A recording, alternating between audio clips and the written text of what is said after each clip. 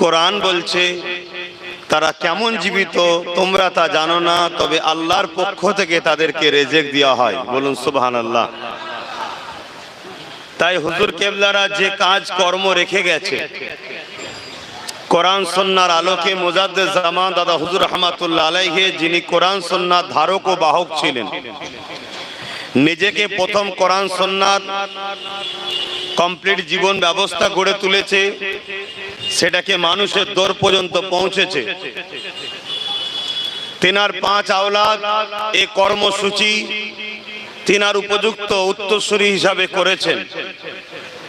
আমার বাপ চাচাজান হুজুররা উপযুক্ত সন্তান হিসাবে করে চলেছে। আমি তিনাদেরই একজন উত্তরসূরি হিসাবে বাংলার হাজারো ভালোবাসার যুব সমাজ এবং বিশেষ করে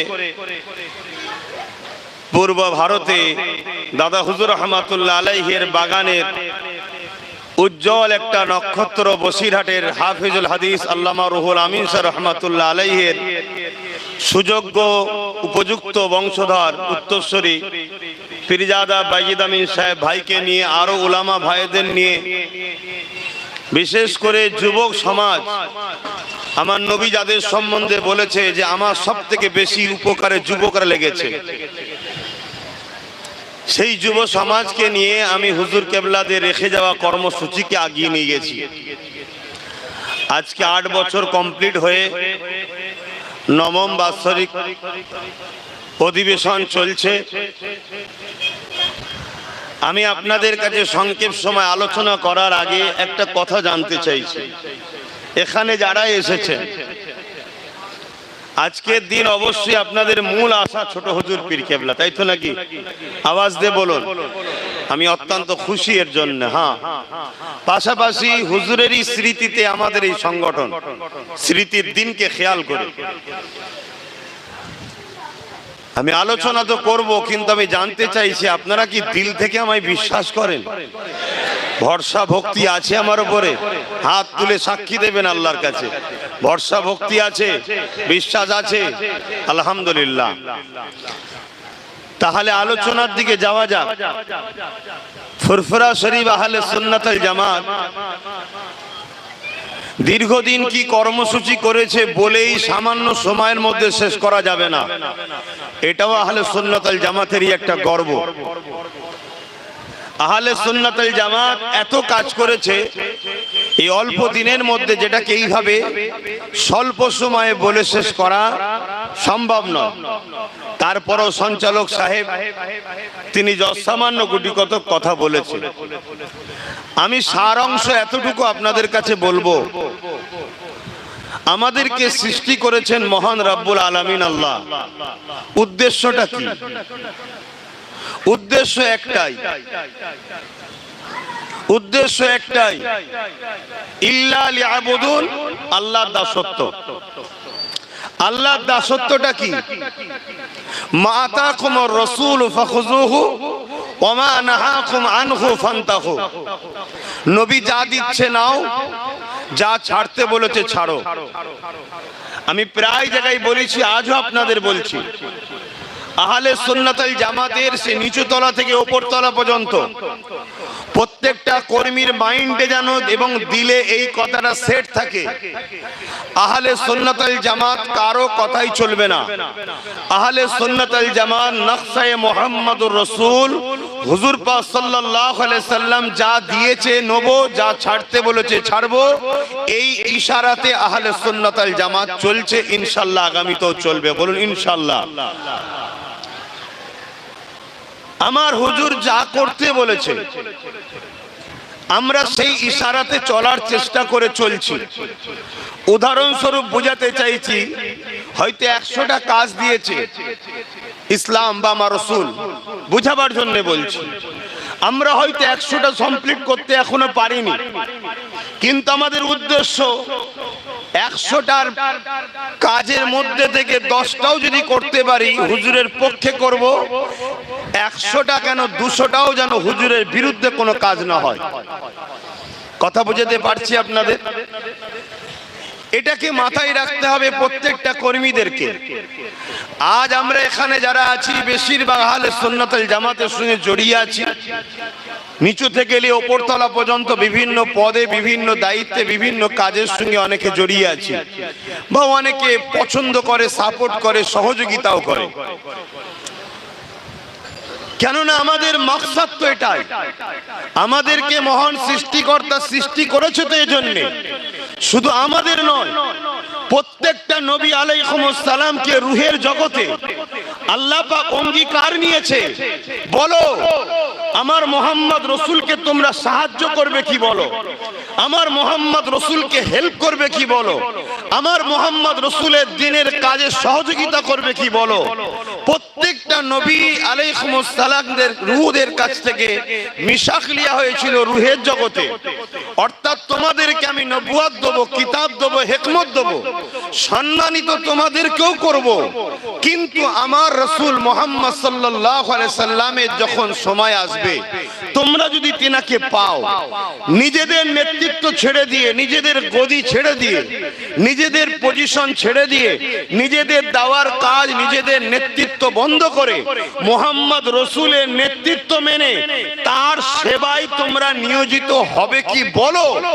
এটা আল্লাহ কোরআনের গাওয়া দিচ্ছে, নবীদের থেকে মিশাক নিচ্ছে, সাক্ষী নিচ্ছে।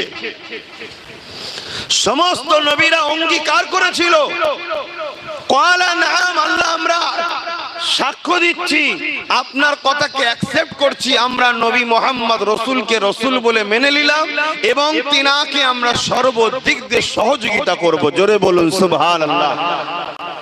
এই কথা থেকে আমাদেরকে জ্ঞান লিয়া দরকার। যদি নবীদের থেকে আল্লাহ এই অঙ্গীকার লাই যে আমার বন্ধুর গোলামি করবে কি বলো, সাদা ভাষায় বলছি গোলামি, যেটা আপনাদের বুঝতে সুবিধা হবে। হ্যাঁ, আমি আজকে দাবের সাথে বলছি, আমার আগে ভাই বলছিলেন আমার জিন্দেগিতে প্রচুর বাধার সম্মুখীন আমি হয়েছি।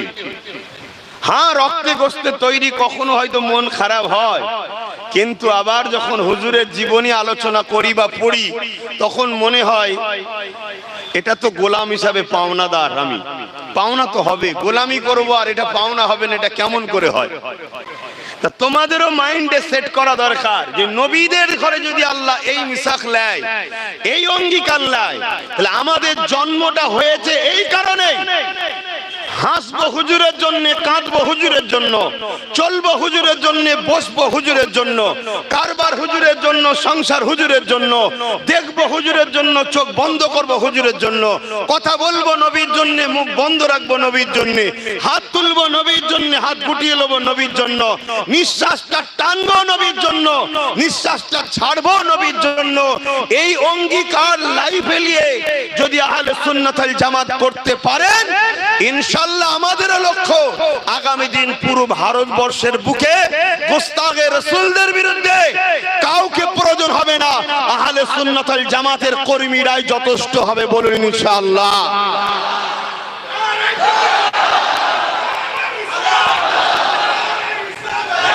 ভাইয়ের আমার, খুব ভালো করে বুঝুন, এটা হলো মূল আমাদের জন্ম হওয়ার মূল থিং। এজন্যই আল্লাহ আমাদেরকে তৈরি করেছে। উদ্দেশ্য থেকে আমরা ভটকে গেছি। আমরা পরিবারের জন্য বহুত ব্যস্ত হই, সংসারের জন্য বহুত ব্যস্ত হই, সুন্দর জামা কাপড় তৈরি করার জন্য ব্যস্ত হই, গাড়ি বাড়ির জন্য ব্যস্ত হই, সব জায়গাতে ব্রেন খাটাই, সব জায়গাতে কষ্ট করি, সব জায়গাতে অর্থ ব্যয় করি, সব জায়গাতে নিজের কামিয়াবি, নিজের সন্তান, নিজের পরিবার, নিজের ব্যবসা, নিজের স্ট্যাটাসকে বজায় রাখার জন্য সর্ব জায়গাতে আমরা সংগ্রাম করি।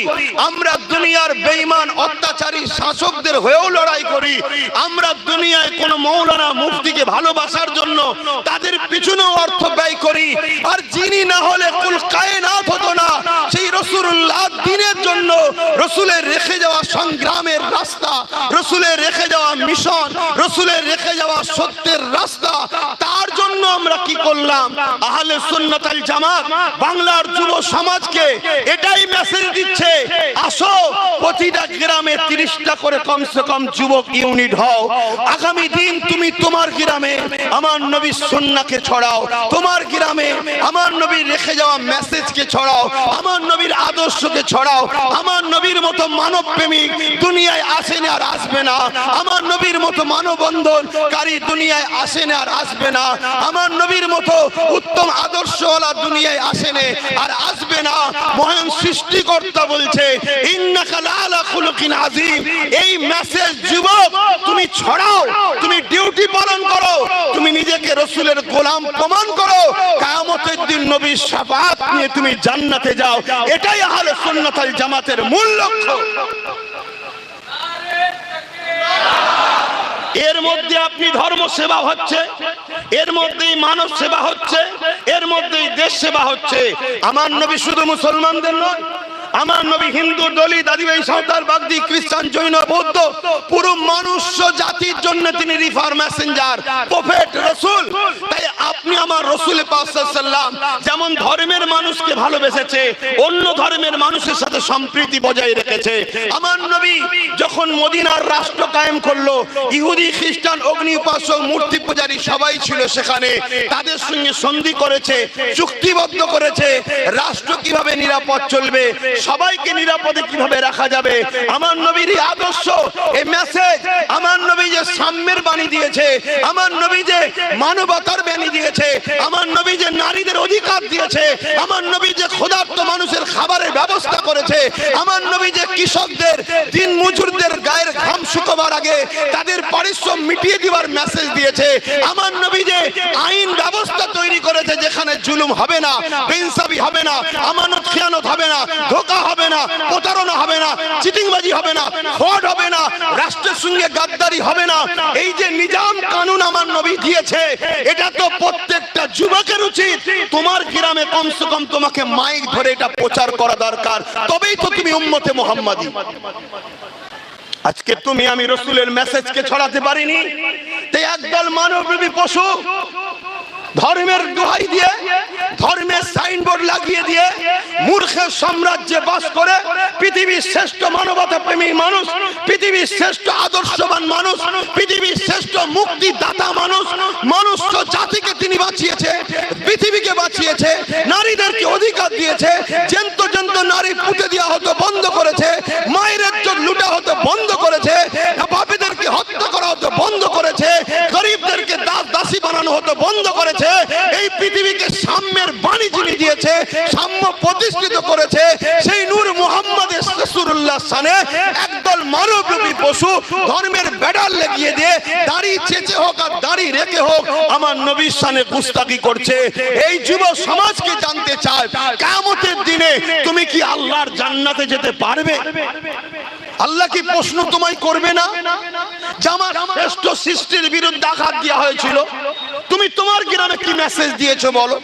আমার শ্রেষ্ঠ চরিত্রবান যাকে আমি বানিয়েছি, শ্রেষ্ঠ সৌন্দর্যবান যাকে বানিয়েছি, শ্রেষ্ঠ আখলাক যাকে দিয়েছি, শ্রেষ্ঠ নিজাম যাকে দিয়েছি, শ্রেষ্ঠ সৌন্দর্য যাকে দিয়েছি, তার প্রত্যেকটাই শ্রেষ্ঠ ছিল। তার বিরুদ্ধে যখন আওয়াজ উঠেছিল, এ যুব সমাজ তুমি কি করলে বলো? আল্লাহ তো তোমাকে আমাকে জিজ্ঞাসা করবে। আহলে সুন্নাত ওয়াল জামাত 2016 থেকে আমাকে আল্লাহ কিছু বুঝিয়েছে, সেদিন থেকে তাই আমি সংগ্রাম করে চলে আসছি, সেদিন থেকে আমি আন্দোলন করছি, সেদিন থেকে আমি তোমাদেরকে বুঝাচ্ছি। আমার টার্গেট ছিল 20,000 গ্রামে 30টা করে যুবক তৈরি করা, এটা টার্গেট আমার। কিন্তু দুঃখের সাথে বলছি এখন পর্যন্ত 7,000 গ্রামে আমি পৌঁছাতে পেরেছি, কম বেশি সামান্য দু একটা গ্রাম এদিক ওদিক হতে পারে। 7,000 গ্রাম পর্যন্ত আমি পৌঁছাতে পেরেছি। 2,10,000 কর্মী তৈরি হয়েছে। শুনুন, ভক্ত আলাদা, ভক্ত আলাদা। আমি যদি আগামী দিন ব্রিগেড ডাকি, আমার ইমান বলছে ব্রিগেড ছোট হয়ে যাবে। এটা আমার নিজের উপরে এতটা বিশ্বাস, কেন আমি মোস্তফা জানের রহমতের গোলাম। আমার বিশ্বাস আমাকে আমার আল্লাহ ছুঁড়ে ফেলে দেবে না, কেন আমি রাসূলুল্লাহর খাদেম। আমি নবীর দ্বীন প্রচার করি, মানুষের দিলে রসুল ঢুকাতে চাই। রসুল ঢুকাতে মানে মানুষের দিলে ইনসাফ ঢুকাতে চাই। কেন নবী ইনসাফ, মানুষের দিলে মানবতা ঢুকাতে চায়, রসুল মানবতা। মাসুরের দিলে নারীদের মর্যাদা ঢুকাতে চায়, কেন রসুল এটা শিখিয়েছে। মানুষের দিলে মা বাপের মর্যাদা ঢুকাতে চায়, রসুল এটা শিখিয়েছে। রসুল থাকা মানে দেশের প্রেম ঢুকবে, রসুল থাকা মানে আমানত ঢুকবে, রসুল থাকা মানে আদর্শ ঢুকবে, রসুল থাকা মানে উচ্চ বর্ণ উচ্চ ক্যাটাগরির মানুষ তৈরি হবে। তাই এটা আমি যখন তৈরি করতে চাইছি, এবারে কতটা পারছি আমি জানি না, কিন্তু চেষ্টা করছি। আমার মাইকের আওয়াজে সবাই বুঝছেন তো নাকি? কথা জড়িয়ে যাচ্ছে না তো? নাই বেকার বলা হবে। আজকে আপনাকে ডেকে আমার এই আলোচনা করার কোনো প্রয়োজন নেই। আমাকে হাজারো টাকা দিয়ে আপনারাই তো নিয়ে যান, সেখানে কেউ তো মাইক পাই বলে দিতে পারি, তার বলি তো না। আমার কম বুঝুন আপনারা, বিশেষ করে উলামা হাজরাতদের বলবো, দূরে কাছে যেখানে আছেন, ছোট ছোট অনেক সংগঠন আছে, যার যার ব্যক্তিগত থাক। অলরেডি আমরা 30টার উপরে সংগঠনকে আহলে সুন্নাত ওয়াল জামাত টাচ করছে, এক জায়গায় করেছে। ছোট ছোট সংগঠনকে আমরা সাথে লিখছি, তাদেরকে ফান্ড দিয়ে বিভিন্ন কাজ করাচ্ছি আমরা। আহলে সুন্নাত ওয়াল জামাত মাদার হিসেবে আহলে সুন্নাত ওয়াল জামাত আছে, তাদেরকে ফান্ড দিচ্ছি, তাদের দ্বারা বহুমুখী কাজ করাচ্ছি। কারণ আহলে সুন্নাত ওয়াল জামাত আগামী দিনে নুগি শাড়ি ছোলা চিনি দিবার স্বপ্নে আর নাই ভাই। ওই ছোট ছোট সংগঠনের দ্বারা আমরা করাচ্ছি। এই তো কিছুদিন আগে পাঁশকুড়া থেকে শুরু করে বিভিন্ন পূর্ব মেদিনীপুর, পশ্চিম মেদিনীপুরে বন্যা হয়ে গেল। আহলে সুন্নাত ওয়াল জামাতের নিশ্চয় আপনারা সোশ্যাল মিডিয়ায় দেখেছি, হাজারো ছেলেরা ঝাঁপিয়ে পড়ে তারা নিজেদের গাড়ির পয়সা খরচ করছে। এইসব ছেলেরা বসে আছে পূর্ব মেদিনীপুরের, তারা নিজেরা করছে। কই, এটা তো আগে করতো না এরা। এটা আহলে সুন্নাত ওয়াল জামাতের আদর্শ, অর্থাৎ রাসূলুল্লাহ দেখানো রাস্তা। নবী শিখিয়েছে মানুষের সেবা করো, যে মানুষের সেবা করবে আল্লাহ তার উপরে খুশি হবে, যে মানুষকে সাহায্য করবে আল্লাহ তাকে সাহায্য করবে, যে মানুষকে ভালোবাসবে আল্লাহ তাকে ভালোবাসবে, যে মানুষকে বিপদ থেকে তুলবে আল্লাহ তাকে বিপদ মুক্ত করবে। আর এখানে মানুষ বলছি, মুসলমান মোটেই বলিনি। কোন অমুসলিম হিন্দু যদি বিপদে পড়ে তার পাশেও দাঁড়াও, আদিবাসী বিপদে পড়লে তার পাশেও দাঁড়াও, খ্রিস্টান বিপদে পড়লে তার পাশেও দাঁড়াও। কারণ আমার নূর নবী দাঁড়িয়েছে। কি গো, দাঁড়িয়েছে না দাঁড়াইনি? তাই আমি আজ 7000 কয়েকটা গ্রাম কম বেশি আমি পৌঁছেছি। এটাকে আমি 20,000 20,000 গ্রাম আমি টার্গেট রেখেছি। কিন্তু আফসোস, আমি ভেবেছিলাম এতদিন হয়ে যাবে, কিন্তু আফসোস আমার কম এখনো গাফলতির ঘুমে ঘুমোচ্ছে। এ ঘুম সে ঘুম নয়। যদি জানতাম রাত 12টা 1টায় ঘুমোচ্ছে আলাদা কথা। এ ঘুম ফজর বাদের গাফলতির ঘুমে ঘুমোচ্ছে, যে ঘুম এদেরকে ধ্বংস করবে, যে ঘুম এদের জন্য ফায়দা নয়, যে ঘুম এদেরকে অন্ধকার করবে।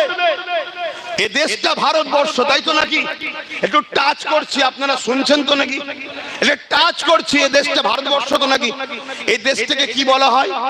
ইসলামিক কান্ট্রি, মুসলমানদের দেশ। এটা হিন্দু রাষ্ট্র না, মুসলিম রাষ্ট্র না, খ্রিস্টান রাষ্ট্র না, জৈন রাষ্ট্র? কোন রাষ্ট্র? জোরে বলে। কেউ যদি বলে এটা মুসলিম রাষ্ট্র, সে সংবিধানের পক্ষে না বিরুদ্ধে? কেউ যদি বলে খ্রিস্টানের রাষ্ট্র, সংবিধানের পক্ষে না বিরুদ্ধে? কিন্তু আজকে প্রকাশ্য বলা হচ্ছে এটা হিন্দু রাষ্ট্র বানাতে হবে। আমাদেরকে এখনো ঘুম ভাঙেনি যে এত বড় সমাজ বিরোধী, সংবিধান বিরোধী কথা হওয়ার পরেও তাদেরকে স্যালুট করা হয়, তাদের আগে পিছনে ফোর্স থাকে। এ থেকে কি আপনি বুঝতে এখনো পারছেন না যে আগামী দিন আপনাদের লাইফে স্পেনের মতো আঘাত আসতে চলেছে? স্পেনে কি হয়েছিল ইতিহাস জানেন? জানেন কি আপনাদের? বলবেন তো, জানেন কি? স্পেনে 800 বছর মুসলমান রাজ করছিল। কোনোভাবে খ্রিস্টানরা স্পেন থেকে মুসলমানকে সরাতে পারেনি। মুসলমানদের মধ্যে কিছু লোভী আছে। একটা সমীক্ষায় দেখছিলাম, গত 5 বছরে কম বেশি 5 লক্ষ অন্য ধর্ম থেকে মানুষ ইসলাম কবুল করেছে। আর ইসলাম ধর্মের মাত্র 30,000 লোক ইসলাম থেকে বেরিয়ে অন্য ধর্মে গেছে। তাহলে ইসলাম থেকে লোক বেরোয় না? একটু সারা দেবেন ভাই। আর যদি বলেন যে অসুবিধা হচ্ছে, তাহলে ছেড়ে দিই ভাই। কেন কারণ আমি অনেকটা দূরে সরে গেছি আপনাদের থেকে। তাই বাইজিদ ভাই বলল যে আপনি মনে দুঃখ নেবেন না, কিন্তু নতুন করে আমি আরো একবার ভাবছি যদি জাগানো যায়। যদি আপনারা বলেন যে না আমাদের এই ঘুমটাই ভালো লাগছে, তাহলে বলুন, হাত তুলে নি। আর যদি বলেন যে না, তাহলে আমি চেষ্টা করছি আপনাদেরকে জাগাবার। জাগুন, জাগুন, জাগুন। তাহলে 30,000 ইসলামের অনুসারী, ইসলামের ঘরে জন্ম লিয়া ছেলে, তারা ইসলাম থেকে বেরিয়ে অন্য ধর্মে চলে গেছে। শুনছেন?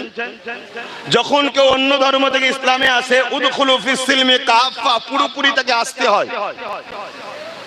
কিন্তু যারা ইসলাম ছেড়ে অন্যদিকে চলে যায়, তখন তাদেরকে বলা হয় তোমরা ভেতরটা শুধু আমাদের রাখো, বাহ্যিকটা ইসলামেরই রাখো, কেন তোমাদের দ্বারা অনেক কাজ আছে। তাদেরকে প্রতিদ্বন্দ্বিতায় নামানো হয়, রাজনীতির প্রতিদ্বন্দ্বিতায়। তাদের পিছনে অস্ত্র দেওয়া হয়, বোম দেওয়া হয়, অর্থ দেওয়া হয়। সমাজে তাদের জন্য মিডিয়া থেকে শুরু করে সবকিছু বেশি বেশি ক্যানভাস করে প্রচার করা হয়, প্রচার করে হাইলাইট করে তাকে জিতানো হয়। আমরা ভাবি এটাও মুসলমান, ওটাও মুসলমান, জিতলো তো সমস্যা কি আছে? কিন্তু না, সে আদৌ ইসলাম থেকে বেরিয়ে গেছে, ঠোলটা শুধু রেখে দিয়েছে আমাদেরকে লুটবে বলে। ঠিক স্পেনে এটাই ঘটেছিল। কোনোভাবে যখন স্পেন থেকে ইসলাম ও মুসলমানকে সরাতে পারছে না, তখন কি করলো? যারা ইসলাম ছেড়ে দিয়ে খ্রিস্টানের লুবি মানুষ, পয়সার লোভে খ্রিস্টান হয়ে গেল, তাদেরকে বলল খ্রিস্টান দীক্ষা নিচ্ছ নাও, কিন্তু বাইরেটা তোমরা রাখো মুসলমান। তাদেরকেই মুসলমানদের প্রতিনিধি হিসাবে, লিডার হিসাবে দাঁড় করানো হলো। তাদের পিছনে বাইরে থেকে খ্রিস্টানরা অর্থ, সারমায়া সবকিছু সহযোগিতা করলো, করে তাদেরকে জিতালো, কামিয়াবি করালো। এইভাবে জিততে জিততে এই গাদ্দার মুনাফিক সুরাতে সকলে মুসলমান, ভেতরটা বেঈমান বা খ্রিস্টান, এই মাইন্ডের লোককে আস্তে আস্তে জিতিয়ে দেওয়া হলো। তাদের সংখ্যা বেড়ে গেল। যখন বেড়ে গেল, সরকার ভেঙে দিয়ে তারা ক্ষমতায় বসলো। ক্ষমতায় বসার পর 1 ফেব্রুয়ারি, 1 এপ্রিল, যেটাকে এপ্রিল ফুল বলা হয়, ওই দিন কি হয়েছিল? হাজারো লাখো মুসলমানকে মসজিদে ঢুকিয়ে তালা মেরে আগুন ধরিয়ে পুড়িয়ে দেওয়া হয়েছিল। যান বাঁচাবার জন্য বন্দরে জাহাজ দাঁড় করিয়ে রেখেছিল, কিন্তু জাহাজের তলা ফুটো করে রেখেছিল। তারা সরল পিরিয়ান মা বোন বাচ্চারা, তোমার আমার মা বোন বাচ্চারা, মুসলমানরা, তারা যান বাঁচাবার জন্য এই জাহাজে উঠেছিল। কিছুটা সাগরে যেতে না যেতে শিশু বাচ্চা কোনো পর্যন্ত ডুবে ডুবে মারা গেল। শুনে রেখে দাও, আজকে ভারতবর্ষের বুকে একজন নাম করা ব্যক্তি, মোহন ভাগবত নাম, আরএসএস এর প্রধান, সে বক্তব্য দিচ্ছে ভারত হলো একটা হিন্দু রাষ্ট্র। তাহলে কোন পরিস্থিতিতে আমার দেশ চলে গেছে? এখনো কি তোমাদের হুঁশ ফিরছে না? তোমাদের হয়ে চিল্লাবো আমরা, আর কাল আমাদেরকে ভরে জেলে ভরে রেখে দেবে। তোমাদের হয়ে আগামী দিন কেউ কথা বলার আর থাকবে না।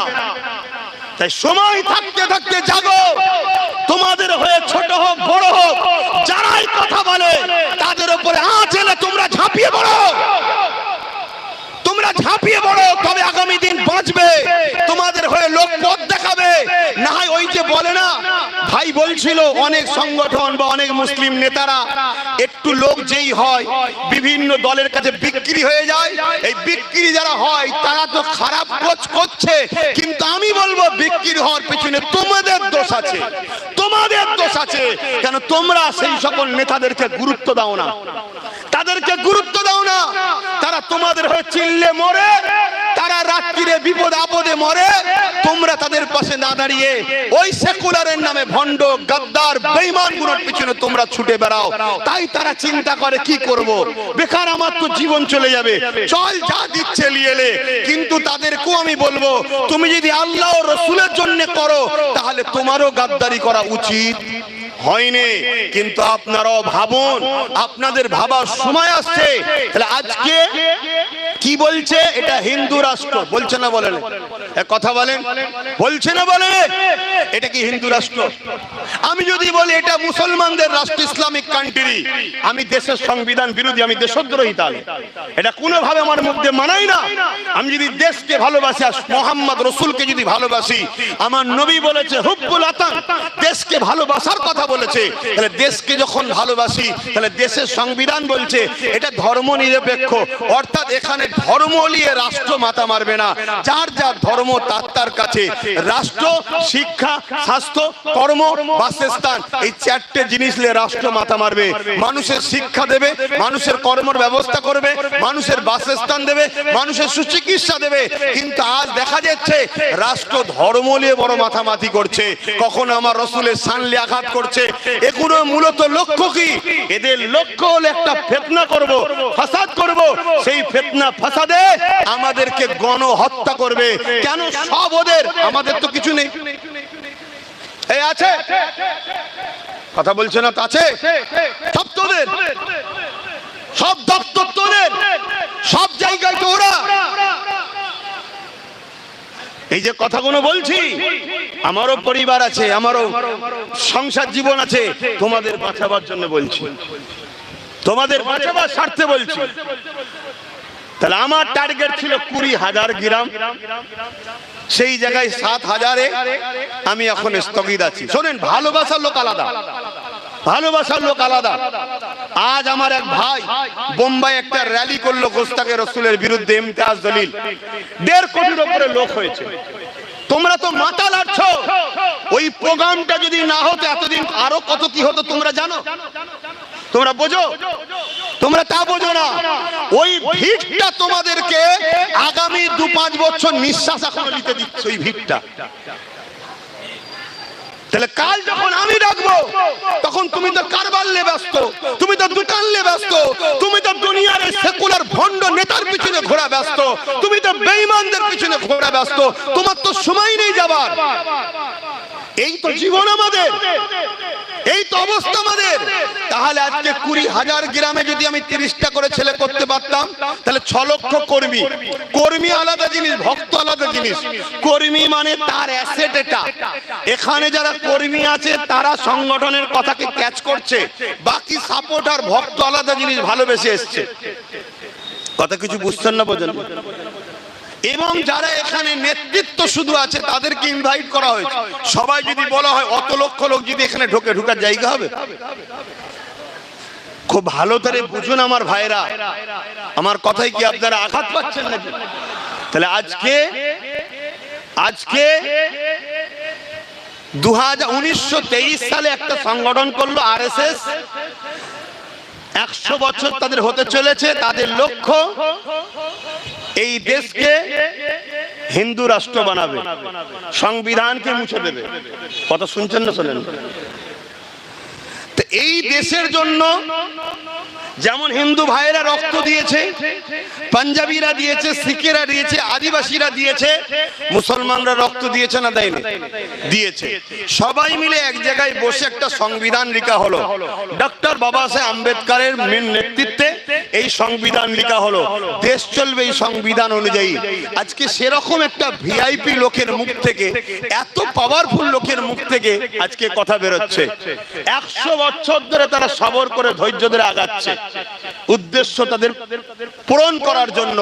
কিন্তু আজ আপনাদেরকে ভাবাচ্ছি, আমরা কখনো কোন ধর্ম, কোন দিন, কোন সমাজ বা দেশের বিরুদ্ধে কোন রকম যারা পরিমাণ নোংরা মন মানসিকতা রাখা আহলে সুন্নাত ওয়াল জামাত শিখাই না, শিখাতে পারবেও না। কেন? এটা ইসলাম বিরোধী, এটা ইসলাম বিরোধী। কিন্তু আমাদেরকে, আমাদের অধিকারকে, আমাদেরকে বাঁচার জন্য আমাদেরকে সংগঠিত হওয়া দরকার আছে না? আজকে দেখুন আমার হুজুরের সামনে গুস্তাখি হচ্ছে, আমার দিনের নামে গুস্তাখি হচ্ছে, আমার কোরআন শেষ হবার নামে গুস্তাখি হচ্ছে, আমার আল্লাহর সামনে গুস্তাখি হচ্ছে, আমার হুজুরের কার্টুন তৈরি করা হচ্ছে না? হয়নি? এর জন্য যারা করছে তারা তো অবশ্যই মানবরূপী পশু, কোনো সন্দেহ নেই। কিন্তু তাদের থেকে কি বেশি দোষী আমরা নয়? আমাদের গাফলতি, আমাদের অবহেলা, আমাদের চুপ থাকার জন্যই তো আজকে এই কাজগুলো হচ্ছে। আমরা আমার হুজুরের মেসেজ তো ছড়াতে পারছি না।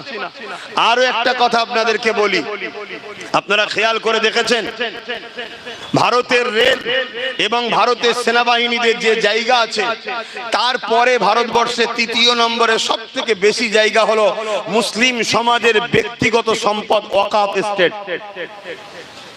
শুনছেন আপনারা? এই ওয়াকাফ এস্টেট যেখানে 700 বছর, 800 বছর, 1000 বছরের, 1200 বছরের মসজিদ দাঁড়িয়ে আছে, যেখানে বিভিন্ন কবরস্থান রয়েছে, তোমার আপনার বাপ মা আত্মীয় স্বজনের করব কবরস্থান রয়েছে, যেখানে মাদ্রাসা রয়েছে, সেই ওয়াকাফকে আজকে বড় প্ল্যান মাফিক বিল পাস করে কেন্দ্র সরকার দখল করারও প্ল্যান চালাচ্ছে। এটা কি খেয়াল করে দেখেছো? আজকে যদি এই বিলটা পাস হয়ে যায়, আজকে যদি এই ওয়াকাফকে হাতিয়ে নিতে পারে, তাহলে কি হবে?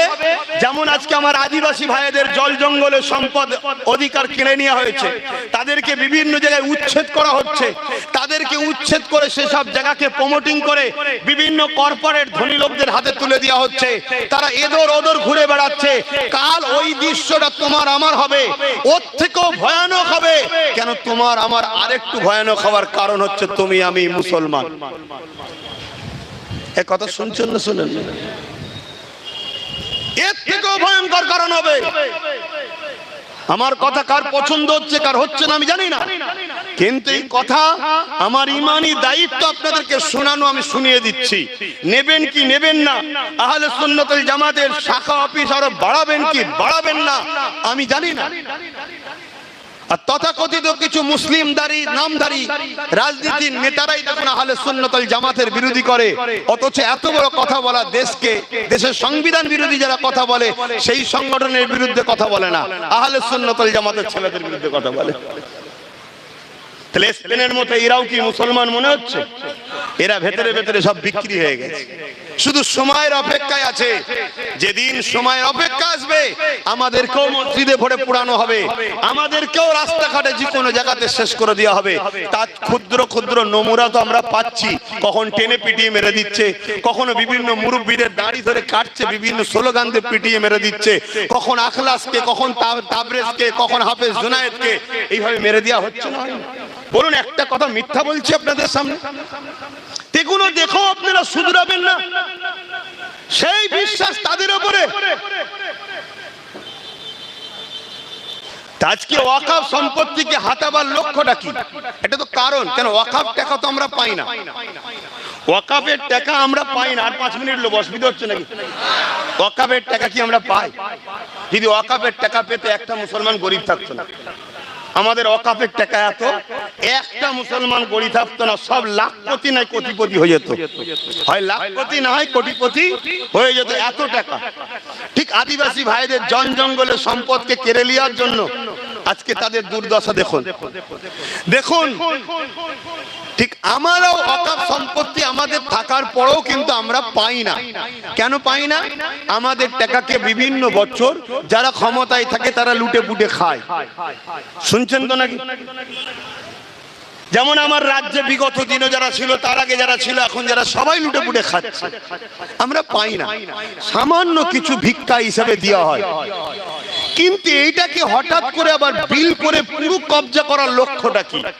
টাকা তো তোমরা খেয়েই নিচ্ছ, আবার বিল করতে চাইছো, আইন করতে চাইছো কেন? উদ্দেশ্যটা কি ভাবুন। উদ্দেশ্য হচ্ছে যখন তোমাকে আমাকে শেষ করা হবে, তোমাকে আমাকে ভারত থেকে মিটিয়ে দেওয়া হবে, যেমন স্পেনে মিটিয়ে দেওয়া হয়েছে, তখন বিশ্ব থেকে না আওয়াজ ওঠে যে ওরা তো ওখানকার বাসিন্দা, ওদেরকে মিটিয়ে দেওয়া হচ্ছে কেন? তুমি বাসিন্দা প্রমাণ করতে পারবে কি করে? ওই 1000 বছরের মসজিদ দেখাবে, ওই 1000 বছরের কবরস্থান দেখাবে, ওই 1000 বছরের মাদ্রাসা দেখাবে, যেটা তোমাদের পূর্বপুরুষরা তৈরি করেছে। কিন্তু ওয়াকাফ বিল করে নিয়ে এগুলোকে সব ভেঙে চুরমার করে দিয়ে প্রমোটিং করে দেবে, না কবরস্থান থাকবে, না মসজিদ থাকবে, না মাদ্রাসা থাকবে, তোমার আমার পূর্বপুরুষের ঐতিহ্য কিছু থাকবে না। তখন বলা হবে এরা ঘুষপেটি, এরা বাইরে থেকে ঢুকেছে তাই তাড়িয়ে দেওয়া হচ্ছে, যেভাবে রোহিঙ্গাদের ঘরে তাড়িয়ে দেওয়া হয়েছিল। আমার কথাতে অনেকের অসুবিধা হবে, কাল হয়তো অনেক ন্যাশনাল দেশের অনেক মিডিয়া হয়তো কালকে হই হই করতে পারে, কিন্তু আমি একটা কথা বুঝি, সত্যের পক্ষে দাঁড়ানো আমার রাসূল শিখিয়েছে, দাঁড়িয়ে আছি। কিন্তু তোমাদের দাঁড়ানো দরকার আছে না না? হাত তুলে বলো দরকার আছে না না? যদি দরকার থাকে তাহলে তোমরা প্রচার করো, আহলে সুন্নাত ওয়াল জামাতের ইউনিট বাড়াও, হাত নামাও আর ইউনিট বাড়াও। আর মাকসাদ এই যে ওয়াকাফ বললাম, দেশকে ভালোবাসার কথা বললাম, এগুলোও কিন্তু ইসলাম শিখিয়েছে। তাই যদি আমার রাসূল না শিখাতো এইগুলোর বিষয়ে কথা বলার, তাহলে আল্লাহকে সাক্ষী রেখে বলছি, কার ওয়াকাফ চলে যাচ্ছে, কে বন্যায় ডুবে যাচ্ছে, কার মেয়েটির রেপ হয়ে যাচ্ছে, কার কোথায় কি হচ্ছে, আরে মনুষ্যত্বর জ্ঞান আমাকে দিও না, আমার কুসাবলে মাথা ব্যথা হতো না। ও নেতারা দেখবে, যাকে নেতা বানিয়েছো তারা দেখবে। কিন্তু আমি চিল্লাচ্ছি কেন? কেন চিল্লাচ্ছি? আরজি করে সেই বোনের বিচার আজও হলো না কেন?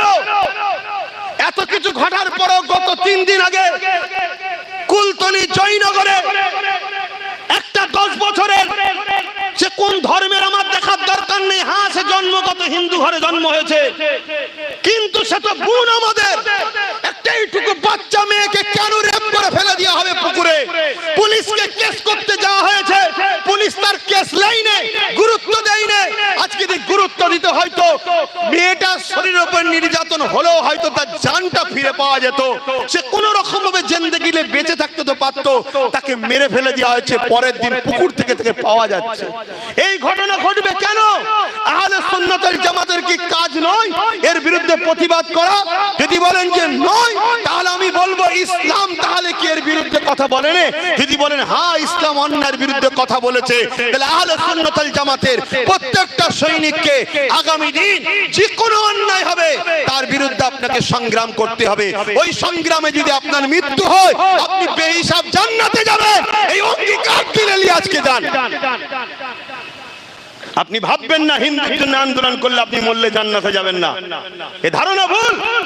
আপনি যদি কোনো অসহায় হিন্দু বেটি, মা, বোন, বাপ, ভাইয়ের জন্য আন্দোলন করেন, আপনি অসহায় আদিবাসী, দলিত, সাঁওতাল, বাগদি, যে কোনো ধর্মের গরিবের জন্য, অসহায় মজলুমের জন্য দাঁড়িয়ে আপনি আন্দোলন করেন, মনে রাখবেন ওই অবস্থাতেও যদি আপনি মারা যান, আল্লাহ আপনাকে বেহিসাব জান্নাতে দেবে। জোরে বলুন সুবহানাল্লাহ। কেন? সে কোন ধর্মের আমার জানার দরকার নেই, সে মানুষ, আমি মানুষ। আর মানুষ জাতিকে সৃষ্টি করেছেন মহান রব্বুল আলামিন সর্বশ্রেষ্ঠ করে। কথা মাথায় ঢুকছে না? ঢোকে না? অতএব এই আন্দোলন, এটি আহলে সুন্নাত ওয়াল জামাতের লক্ষ্য। তাই আমি আশা রাখবো আগামী 4 মাসের মধ্যে আপনাদেরকে আরেক মাস বাড়াচ্ছে, আগামী 5 মাসের মধ্যে আজ থেকে শুরু করে, নতুন হোক পুরাতন হোক, প্রত্যেকে যে কোনো দিন, বৃহস্পতিবার, শুক্রবার, শনিবার, রোববার, এই 4 দিনের মধ্যে আমার কেন্দ্র অফিসে ডাইরেক্ট দেখা করতে হবে। যদি নেতৃত্বর মাধ্যম দিয়ে পারো আসো, না হয় 1 to 1 এসেও দেখা করতে হবে যে আমি এখনো আছি। কেন? আগামী দিন তোমার বিপদে আমি সাথ দিতে কেন যাব? তুমি আমার কওমের জন্য, আমার দিনের জন্য, সমাজের জন্য, মানুষ জাতির জন্য তুমি কি করেছো বলো? তুমি যখন একা থাকাকে পছন্দ করেছো, তুমি বিপদটা একা ভোগ করো। কথা বুঝছেন না? বলেন না? আগামী দিন কলকাতা, আগামী দিন বারাসাত, আগামী দিন মেদিনীপুর, আগামী দিন 24 পরগনাতে, আগামী দিন হুগলিতে কোন জায়গায় আমার মুসলিমকে একজনকে পিটতে পিটতে মেরে দিল, আমি তার হয়ে কেন রাস্তায় নামবো? সে সমাজের জন্য কি করেছে জানা দরকার আছে না নাই? সে সমাজের জন্য ঐক্য হয়ে থাকতে পছন্দ করেছে কি করে না দেখার দরকার আছে না নাই? তুই যখন একা থাকতে পছন্দ করেছিলিস, আজ যখন তোর মরার সময় হয়েছে একা ভোগ কর। হ্যাঁ, বড় পাওয়ারের সাথে বলে যাচ্ছি, আগামী যদি পুরো বাংলার লোক আমাকে যদি ডিভোর্স দেয়, ছেড়ে দেয়, তালাক দেয়, বাদ দেয়, আল্লাহকে সাক্ষী রেখে বলছি তোমার জাত পাকের কসম, আব্বাস সিদ্দিকীর কোনো অসুবিধা নাই। মোস্তফা কালিয়া বাঁচতে চায়, মোস্তফা কালিয়া মরতে চায়। আমার নবীর শানে এই বাংলাতেও একজন চরিত্রহীন মেয়ে কথা বলে আজও ঘুরে বেড়ায়। কি করে ঘুরে বেড়াতে পারে? এই বাংলা 3.5 কোটি মুসলমানের জবাব দেওয়া দরকার আছে না? এই বাংলার পীর সাহেব, এই বাংলার পীরজাদা, এই বাংলার মুফতি, এই বাংলার মৌলানা, এই বাংলার হযরত, এই বাংলার ইমামদের জবাবের দরকার। কেন তোমরা তোমরাই তো দালালি করে গভর্নমেন্ট তৈরি করো। তাহলে আজকে তোমার গভর্নমেন্ট কেন ওই হারামজাদি, ওই চরিত্রহীন, কোরআন যাকে বলেছে যার সন্তান, ওই মহিলাটা এখনো জেলের মধ্যে কেন নয়? আমার বাংলাতেও বলেছে। এরকম খবর আপনাদের কাছে আছে না নাই? যারা বলেন আছে না নাই? তোমরা মুসলমান দাবি করি, আমরা নবীর উম্মত দাবি করি। যে নবী না হলে মায়ের সম্মান বুঝতাম না, বাপের সম্মান বুঝতাম না। যে নবী না হলে দাদা হুজুরকেও পেতাম না। যে নবী না হলে কোনো কিছুই পেতাম না। আজকে সেই নবীর শানে গুস্তাখি হচ্ছে আমার বাংলাতেও। আমার বাংলাতে কোরআনকে অপমান করা হয়েছে। আমার বাংলাতে কোন সরকারি পদের লোক আমার রাসূলুল্লাহর পরিবারের উপর আঘাত দিয়েছে। এদের বিচার হচ্ছে না কেন? কোনো বলো। তোমরা 3.5 কোটি মুসলমান মিলে গভর্নমেন্ট তৈরি করো। সেই গভর্নমেন্ট আজকে তোমার নবীর পক্ষে দাঁড়ায় না কেন? যদি বলেন ওটা তো ধর্মের ম্যাটার, ঠিক আছে, বাদ দিলাম। সংবিধান বলছে কোন ধর্মের উপর আঘাত দেওয়া যায় না, তাহলে সংবিধানের পক্ষে দাঁড়ায় না কেন? আল্লাহর গজব আসার আগে পরিবর্তন হও, শুধরে যাও, শুধরে যাও। সারা জীবন যে রাসূল আমাদের জন্য কেঁদেছে, আজও কাঁদছে, রওজায় কাঁদছে, কাল কিয়ামতের দিনে কাঁদবে। আর এখানে আরেকটা কথা বলে যায়, একদল দাঁড়িওয়ালা টুপিওয়ালা রয়েছে আমার রাসূলুল্লাহর বিরুদ্ধে। এ আছে না নাই? যখন অন্য কোন ধর্মের সেজে আমার নবীর বিরুদ্ধে বলে তখন আন্দোলন হয়। আর আমার মুসলিম সেজে যখন রাসূলুল্লাহকে মরা বলে, আমাদের মতো মানুষ বলে, নবী মাটির তৈরি বলে, নবী ভুলে যায় বলে, নবী নিরক্ষর, নবী লেখাপড়া জানে না, এই জানোয়ার গুলোকে মারবে কে? এদের বিচার করবে কে? এদের বিরুদ্ধে কেস করার দরকার আছে না নাই? এদের বিরুদ্ধে লড়াই করার দরকার আছে না নাই? ওঠো আগামী দিন যুব সমাজ, ওঠো। প্রত্যেককে হুকুম দিচ্ছি, আগামী দিন আহলে সুন্নাত ওয়াল জামাত এবং আমার ভালোবাসার মানুষ প্রত্যেককে হকি ব্যাট বল খেলা শিখতেই হবে। হকি ব্যাট বল খেলা শিখতেই হবে। কারো ঘরে যদি হকি ব্যাট বল না থাকে, যদি জানতে পারি, তাকে সংগঠন থেকে বাদ দেবো। এই শুনছেন না শোনেননি? হকি ব্যাট বল খেলা শেখো। শুনছেন? একদম খুলে আম বলছি, শরীর চর্চা করো, তবে শরীর ফ্যাক্টরি ভালো থাকবে। ফজরের পরে আর ঘুম হবে না, শরীর তবে চাঙ্গা থাকবে। আমরা তো ঝিমিয়ে গেছি, খেলাধুলা ছেড়ে দিয়েছি, শরীর ঝিমিয়ে গেছে। আরে ওঠো, কিসের তুমি ইমানদার দাবি করছো? কিসের তুমি কি বলে নিজেকে সভ্য দাবি করছো? আমার রাসূলুল্লাহর বিরুদ্ধে যেখানে কথা হয়, সেখানে আর কোনো কথা চলে না। কথা মাথায় ঢুকছে? সর্বকালে সর্বশ্রেষ্ঠ, সর্বদিক দিয়ে যিনি উত্তম, তিনি হলেন মুহাম্মদুর রাসূল। জোরে বলুন সুবহানাল্লাহ। অতএব সংবিধান বলছে কারো ধর্মের উপরে আঘাত দেওয়া রাইট নাই আমার দেশের, কিন্তু সেই জায়গায় তারা দিয়ে বেড়াচ্ছে। এই কোনোদিন শুনেছেন আব্বাস সিদ্দিকীকে হিন্দু ধর্ম গ্রন্থ, হিন্দু পণ্ডিতদের বিরুদ্ধে কথা বলতে? এই আদিবাসী ধর্ম গ্রন্থ বা তাদের পণ্ডিতদের বিরুদ্ধে কথা বলতে?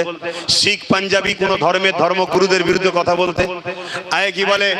কি বলে খ্রিস্টান, এদের ধর্মগ্রন্থ ধর্মগুরুদের বিরুদ্ধে কোনো কথা বলতে দেখেছে? কেন? ইসলাম আমায় শিখায়নি, আমার দেশও আমাকে রাইট দেয়নি। কথা মাথায় ঢুকছে না? ঢোকে না? সব সময় আমার রাসূলের উপরে, আমার কোরআনের উপরে, আমার ইসলামের উপরে আঘাত দেবে, এর জন্য দোষী কারা? এই জোরে বলেন কারা? জোরে বলেন কারা? আমার কম দোষী, আমার কম দোষী। আর এই কমের মধ্যে একদল মুফতি, মৌলানা, আলেম, ইমাম, পীর সাহেব, পীরজাদা সব থেকে বড় বড় দোষীরা। কথা মাথায় ঢুকছে না? ঢোকে না? শুধু বলছে সব ঠিক আছে, সব ঠিক আছে, সব ঠিক আছে, সব ঠিক আছে। আমার হুজুরের যেখানে কথা আসবে সেখানে পরিবার নয়, সন্তান নয়, বাচ্চা নয়, কারবার নয়, ব্যবসা নয়, কিচ্ছু নয়। মাথায় থাকবে তো। যাক, আমি অনেক কিছু কথা বললাম, সংগঠনের মূল লক্ষ্যর কথাও বললাম। সংগঠনের মূল লক্ষ্য আমার হুজুর যা রেখে গেছে, ধর্মপ্রেম, মানব প্রেম, দেশপ্রেম, আমার হুজুর এগুলো শিখিয়েছে, তাই আমরা এগুলো করি। এই তোমায় বুঝতে পারো? তোমায় তো বলছি সামনে তো যেওনি, বুঝতে পারো নি? যাও, চলে যাও, চলে গেছো। কত হাঁ করা লোক, যাও সাইড দাও। মাথায় শুধু বড় হয়ে গেছে, একে কতবার বারণ করছে, বুঝতে পারেন? তো ভাইয়ের আমার, এগুলো বুঝবেন। আমার কথায় আপনারা কেউ কষ্ট পাচ্ছেন? হ্যাঁ, কষ্ট পাচ্ছেন? কাউকে জোর করে ধরে রেখেছি? কখনো ধরেছি? আগামীতেও ধরবো না। ধরবো একটা কারণে, আমি হুজুরকে ভালোবাসি, তোমরা যদি ভালোবাসো আসো একমুঠো হই, বাস এই সম্পর্ক ধরবো। তাতে যার ভালো লাগবে আসবে, যার ভালো লাগে আসবে না।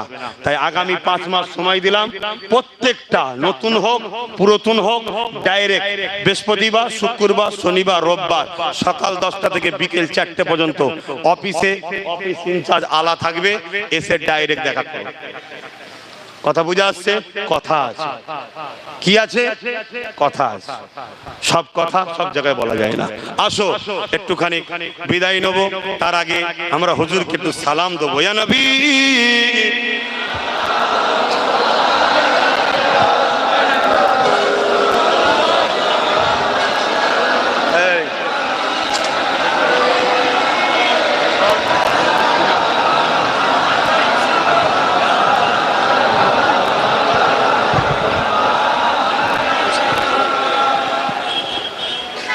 আরো একটা কথা আপনাদের কাছে শোনাতে ভুলে গেছি, শুনে রাখেন। নিশ্চয় আপনারা জানেন ওবিসি কোটা বাতিল করা হয়েছে, জানেন তো নাকি? হ্যাঁ জানেন, খোঁজ খবর রাখেন? আপনারা তো কি খবর রাখেন তো নাকি? হ্যাঁ, ওবিসি মানে একটা কোটা।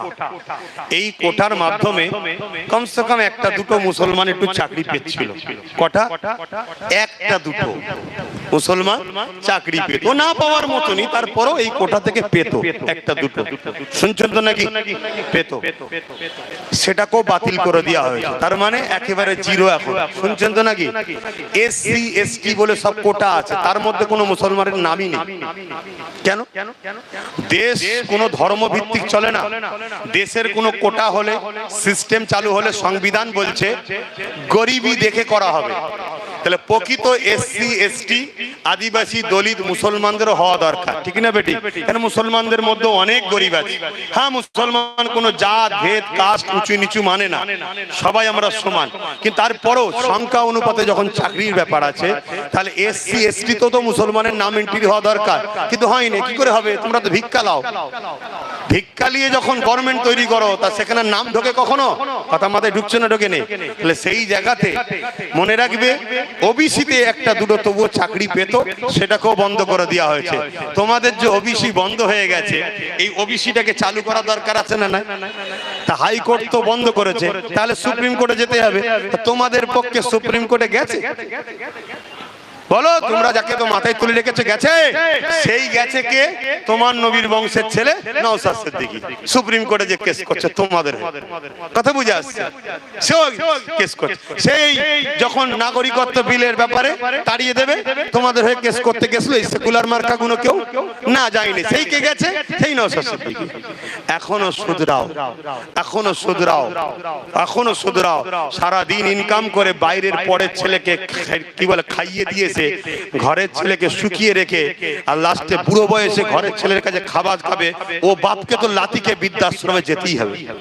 এ কথা বুঝছেন না? বোঝেন না? হ্যাঁ, বাপের সম্মান জানি, কিন্তু বাপের এটা পাওনাও বটে। এ কথা বুঝছেন না? বোঝেন না? কেন? কর্ম ভুল করেছে, সারা জীবন খেটেছে, মেহনত করেছে, পরের ছেলের পাতে ঝোল দিয়েছে, তরকারি দিয়ে খাইয়েছে, পরের ছেলেকে খাইয়ে মুটা করেছে, আর নিজের ছেলেকে শুকিয়ে রেখেছে। তো বুড়ো বয়সে ও ছেলে তো বাপকে বৃদ্ধাশ্রমে পাঠাবে, বৃদ্ধাশ্রমে চলে যা। করবে না? করবে না? আজকে আমাদের সেই অবস্থা হচ্ছে। সারা জীবন মেহনত করে লড়ি, কখন এর জন্য, কখন ওর জন্য, কখন তার জন্য। আজকে যখন আমার ধর্মের উপর আঘাত হয়, একটা কারো মুখে বাইটও নেই। যে গণতান্ত্রিক দেশে এমন কথা বলা উচিত না, এটা বাইট দেওয়া দরকার আছে না? হ্যাঁ, আমার নবীর জুতোর উপযুক্ত এই ভারতবর্ষে কেউ আছে? হ্যাঁ, এই কথা বলা আছে? নবীর জুতোর ধুলোর উপযুক্ত কেউ আছে? কি এমন ভিআইপি লাটসা হয়ে গেছে কচুপুড়া? এটা তো বাইট দেওয়া দরকার যে গণতান্ত্রিক দেশে এই রকম বিভাজন যারা করছে, অবশ্যই তাদের আইনের আওতায় নিয়ে তাদের উপযুক্ত শাস্তি দেওয়া দরকার। না আমার দেশের ভাইচারা নষ্ট হবে, আমার দেশের একতা নষ্ট হবে। আর দেশের মধ্যে যদি গৃহযুদ্ধ লাগে, তাহলে ফায়দা তো পাকিস্তানের, আমেরিকা চীনের সব ফায়দা হবে। ওরা তো চাইছে গিরিওয়ালা যুদ্ধ লাগাবার। আজকে ধন্যবাদ জানাই আমার কওমকে, তারা অনেক ঠান্ডা মাথায় ধৈর্য ধরে এখনো চলছে। কিন্তু মনে রাখবেন, এই ধৈর্য যখন ধরে আছি, আইনের হাতকে শক্ত যে করতে হবে, অর্থাৎ আমাদের ঘরে আইনের জায়গায় বসতে হবে। কথা মাথায় ঢুকছে না? ঢোকে না? তাই আহলে সুন্নাত ওয়াল জামাত সম্পূর্ণ সহযোগিতা তাদেরকে করবে যাদের দিলে আমার হুজুরের মহব্বত ভালোবাসা আছে। কথা মাথায় ঢুকছে না? ঢোকে না? কারণ এই সংগঠন হুজুর ছাড়া অন্য কারো বিষয়ে বুঝবেও না, অন্য কাউকে ফলো করবে না, অন্য কারো দিকে খেয়ালও করবে না। আপনারা সব একমত তো নাকি? আসুন, এখন সালাম হবে, সালামের পরে আমাদের প্রোগ্রাম শেষ। আহলে সুন্নাত ওয়াল জামাত যে সংগঠনের প্রোগ্রাম, সালামের পরেই প্রোগ্রাম শেষ। কিন্তু আপনারা এসেছেন আলা হযরত ছোট হুজুর পীর রহমাতুল্লাহ আলাইহির ওফাত দিবসে। এই ওফাত দিবসের স্মৃতিতে আমি আমার দাদুজানের আগত মেহমানদেরকে দুপুরবেলা খাইয়ে থাকি, জানেন তো নাকি? সংগঠনের ছেলেদের না, দাদুজানের মেহমানদের খাওয়াই। সংগঠন খাইয়ে আমি করিনি, খাইয়ে সংগঠন আমি করিনি, দিয়ে সংগঠন আমি করিনি। কেন? দিয়ে খাইয়ে করলেই জানতে হবে আমাকে দেখিয়ে অন্য জায়গা থেকে বেশি ঝাড়ছে। কথা বুঝছেন না? বোঝেন না? আরে এটা সিস্টেম তো রে বাবা, কে দরদি আছে?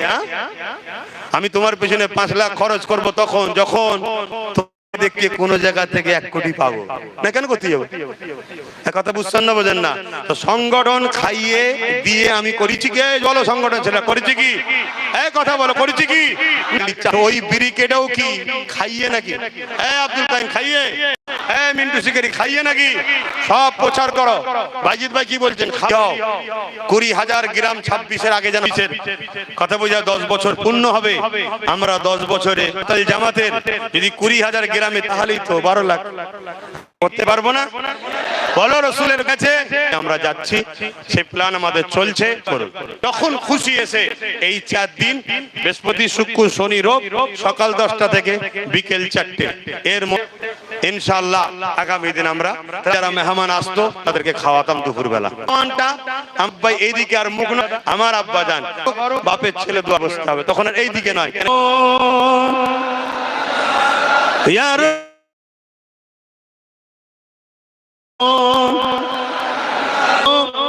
ওরের দিনে কপালে গুনাহগার উম্মাহ আতো আপনার লইবেন সঙ্গে এ মাহশরে নবী সালাম ইয়া রাসূল ইয়া হাবিব।